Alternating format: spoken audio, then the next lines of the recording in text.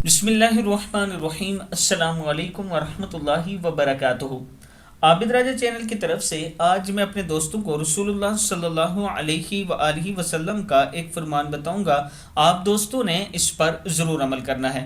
रसूलुल्लाह सल्लल्लाहु अलैहि वसल्लम ने इरशाद फरमाया, तीन बातों पर मैं अल्लाह की कसम खाता हूँ।